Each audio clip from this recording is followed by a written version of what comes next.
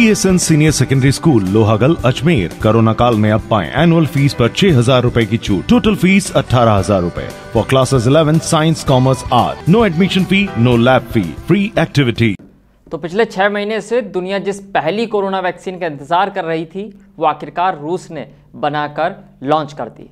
इस वैक्सीन को रूस ने स्पुतनिक वी नाम दिया है और अब दुनिया भर में स्पुतनिक वी की चर्चा हो रही है। भारत में भी लोग इसके बारे में जानना चाहते हैं कि आखिर ये वैक्सीन देश में कब तक आएगी और इसकी कीमत होगी क्या। चलिए हम आपको बताते हैं। दरअसल रूस की वैक्सीन भारत आने में अभी 2 दिक्कतें मोटी मोटी जो हैं वो सामने आ रही हैं, जिसमें सबसे पहली बात स्पुतनिक वी की कीमत की है, जिसे रूस ने अभी तक तय नहीं किया है। दूसरी बात यह है कि भारत में इस वैक्सीन को आने में अभी वक्त लगेगा। मोटे तौर पर ये 2 वजह हैं जिनकी वजह से हम ऐसा कह रहे हैं। रूस के मॉस्को गमेलिया इंस्टीट्यूट ने स्पुतनिक वी नाम की ये वैक्सीन बना तो दी है, लेकिन फिलहाल इसको लेकर ग्लोबल लेवल पर तरह तरीके की बातें हो रही हैं और इसकी वजह यह है कि रूस ने फाइनल फेज का ट्रायल किए बिना ही वैक्सीन को अप्रूव कर दिया, जबकि दूसरी वैक्सीन जो बाकी देशों में बन रही है वह अगले साल से पहले लोगों तक पहुंचती दिख नहीं रही है। और इस पर WHO ने भी कहा था कि रूस ने ट्रायल के आंकड़े उनसे शेयर नहीं किए।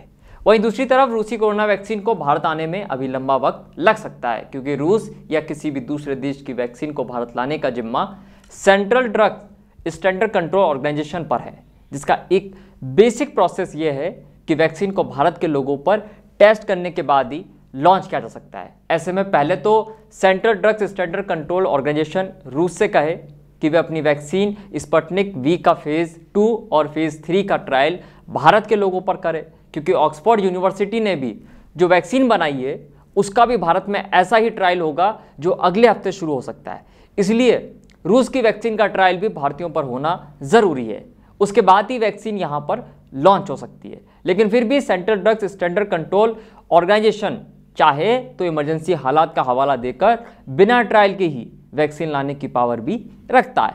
लेकिन हमें रूस की वैक्सीन के मामले में ऐसा किए जाने के चांस बेहद कम नजर आते हैं। उधर रूस की वैक्सीन पर एम्स के डायरेक्टर रणदीप गुलेरिया ने भी कह दिया है कि उसकी परख बहुत ज़रूरी है।